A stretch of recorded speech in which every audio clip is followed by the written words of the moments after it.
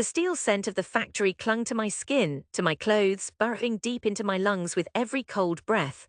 It was dawn, the last chill of night still on the concrete, and the soft glow of Sydney's awakening sun painted the world gold and grey. I stood outside near the back steps, shifting from foot to foot, watching as more men streamed past, each with their faces down, talking low. When Jono, with his patchy beard and off-white cap, finally swung the door wide and called my name, it felt like my last thread snapping. 30 of us had been waiting, clutching our lunch boxes and half-hearted hope. Only a few would stay, the shipments were down again, no overtime, no spare shifts. My name went with the unlucky majority. I nodded jaw set, trying not to show how deep it cut, not in front of them. The others, guys I'd shared sicky yarns and quick smokes with, barely met my eyes. I caught a snatch of muttered sympathy from Jerry, but mostly there was only silence, the kind that falls when a man is being let go, as if misfortune were catching. I left that morning with 2 weeks' pay and an ache that would not let up. In the time it took for my boots to reach the curb, the world had already shrunk smaller. My hands were cracked at the knuckles, stained black from months of work. This was not the first time inside a factory, nor until today had I thought much of futures outside. But all at once, the city that lay over the smoky rooftops seemed impossibly distant, built from light and glass, everything I wasn't. I took the bus home, passing through streets of terraced houses where people like me lived. Every person at the stop, old Mrs. Tran watering her garden, 2 young blokes kicking a footy, saw the state of my clothes and my slumped shoulders. If I caught their gaze, they looked away. I wondered if they'd heard or if news travelled fast on these streets. When I opened the door to the house I shared with my parents and little sister, Ma was already up, kettle on, beating dough for Sunday's bread. She looked up at me, reading everything on my face instantly. "You've been sacked." She wiped her hands on her apron, worry written in her eyes. "Only for now," I lied. "They said work's slow." "I'll look for something." Pa was in the sitting room, ear pressed to the radio, but when he heard us he stood, crossing his arms over his chest. His fingers were stained yellow from rolling his own cigarettes. His stare drilled holes through me. "Should have stuck to your books, mate," he said, harsh voice echoing in the hallway. "Instead of that nonsense with drawing all them buildings. You're wasting time, Michael, get a trade." "Something real." Ma tried to hush him, but I could almost taste her agreement, thick in the air among the burnt sugar. Pa's word was law when he wanted it to be. I'd heard this speech before, every time my reports said architecture instead of accounting like other sons. Every time my hands were calloused from work that paid little and cost more. At dinner that night my sister nudged me under the table, voice soft, "Ignore them, Mikey. You built that bridge for my toys from ice cream sticks, you can build anything." She smiled, hope unblemished by the years. I smiled back, though it cost me. Hope was a currency I didn't have. Looking for work turned quick and sour. I put in for every yard, every site, but no one wanted a sacked labourer with a notebook full of sketches. I'd walk the city all day, down George Street and through Haymarket, pockets empty, eyes devouring the skyline. Sydney Tower speared the clouds above, glass towers carved strange shadows through the morning heat.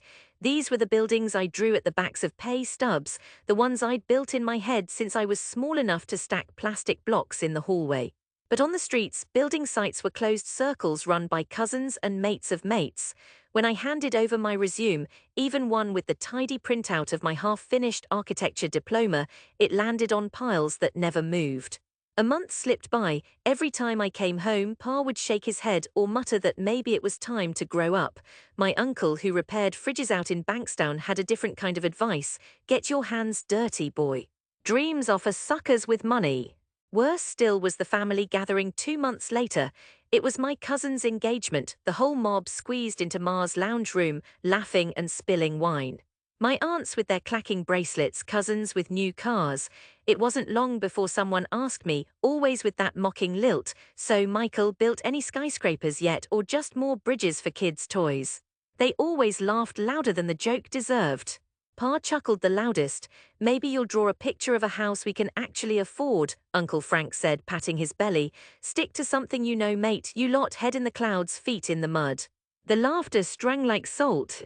I excused myself, stepping into the backyard to cool my face in the night breeze. Stars blinked above, silent, always out of reach. I pressed my back to the brick, fists tight, breath long and angry. The city lights glittered in the distance. I told myself I would not be worn down, not tonight, but no amount of stubbornness filled the hollow in me left by their scorn. I scraped together temp jobs where I could, stacking shelves at the corner Woolies, lugging crates for deliveries, once even spending a week as a driver for a catering company out west. It was humbling how quickly respect vanished when you wore the wrong uniform, how friends from school averted their eyes when they found you unloading their groceries. At night, I sank into my sketchbooks, tracing impossible towers and bridges, drawing way past midnight with cheap pencils and ink pens scavenged from stationery sales. It was the only time I felt whole, dragging lines across the page and seeing some small piece of who I hoped to be. When sleep would not come, I walked along the water's edge at Barangaroo, watching the cranes swing in slow arcs against the battered skyline. The city always seemed a ship about to set sail, and I was stuck on the pier waving goodbye. It was on one such night in that blue hour before sunrise that an idea caught hold of me. Watching the changing lines of the city, I wanted more than ever to be inside that story, to remake more than drawings. I'd finish my architecture diploma if it killed me. I scrounged and saved, cutting every corner, sharing Ma's lunches to avoid buying a meal. The next semester, I registered for night classes at TAFE. I told no one, not Ma, not even my sister. Each day, I worked whatever job I could find. Each night, I took the bus over to Ultimo, changing out of my work tee in the campus toilets, trying to look like someone who belonged there. The classes were hard. Most of the other students had come straight from school with families who cheered them on. My hands were always dirty, my clothes rarely new, and I learned early to keep quiet when asked personal questions. But drawing, working on site models, talking building codes, I was alive in a way the factory never allowed. Still, there was never enough money. One winter, I pawned my old mobile. Another time, I spent a week without power at home, working in public libraries, saying nothing of it to family. Some nights the ache in my stomach was sharper than hunger, a wolf gnawing at my insides. But I learned to live with want. Every time I passed steel towers downtown, I promised myself, one day I'd build something the world could see. It took 6 more years, 6 years of scraping, hustling, and fighting off the doubt that crept into my mind whenever things were slow. At times, I went months without steady work. At others, I took jobs supervising repairs on tiny shops, sweating beneath the fluorescent lights, pretending it was enough. What got me through was persistence and the small, silent pride in knowing how far I'd come. When graduation finally came, I didn't invite anyone. I walked up to the stage alone, suit too short at the sleeves, shoes too old, head held high.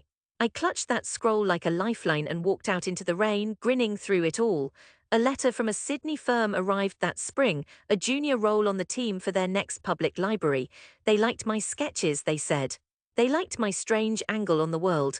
For the first time ever, I saw my name printed on blueprints, letters him, letters me. I taped the first paycheck to my mirror.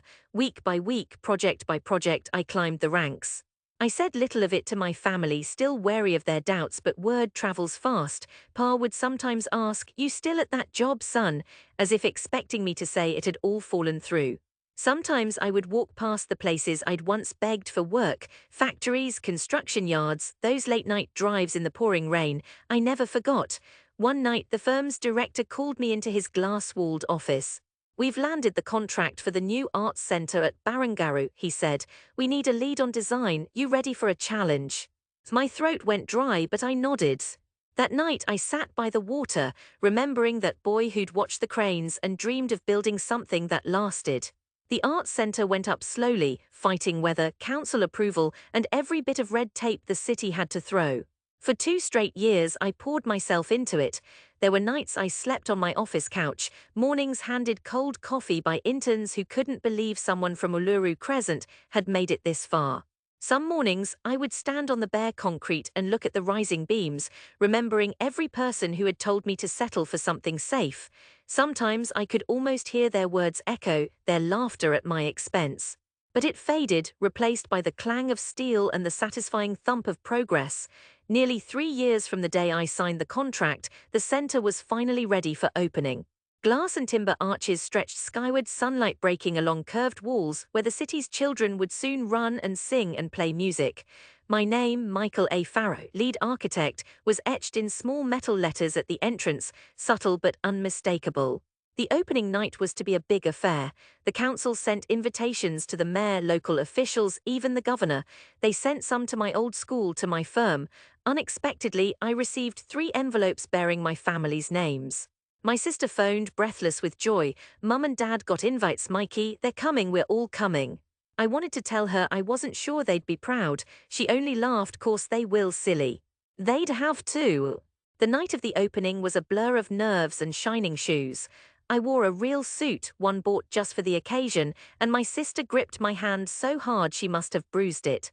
My parents stood awkwardly at the entrance, Pa in his best jacket, Ma with a pin in her hair. They were quiet, unsure.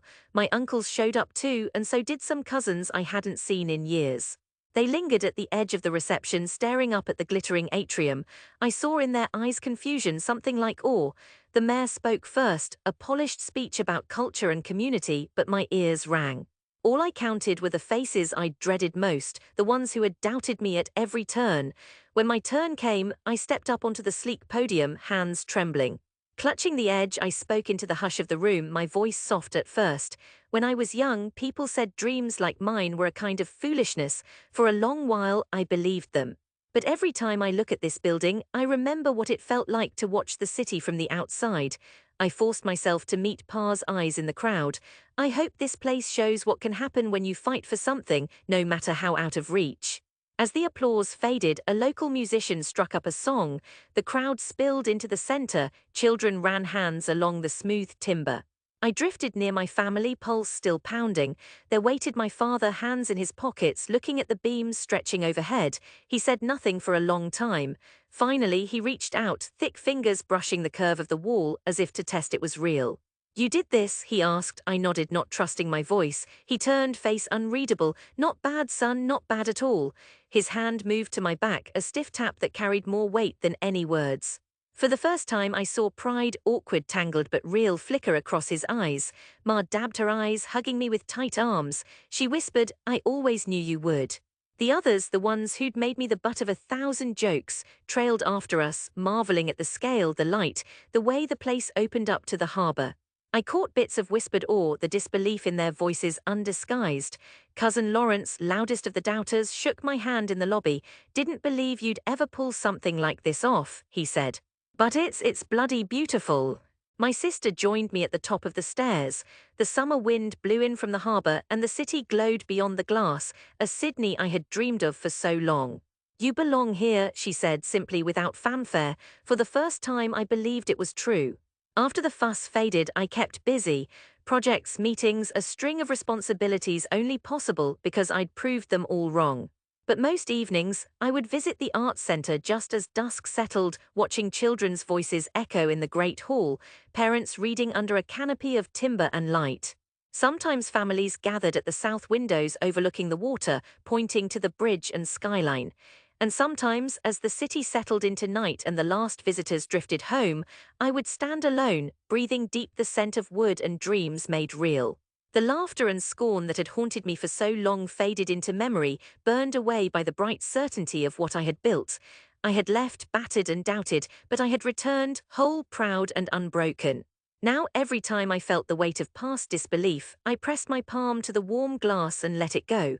The city I loved, the people who doubted, and the boy who dreamed, their voices belonged together here at last.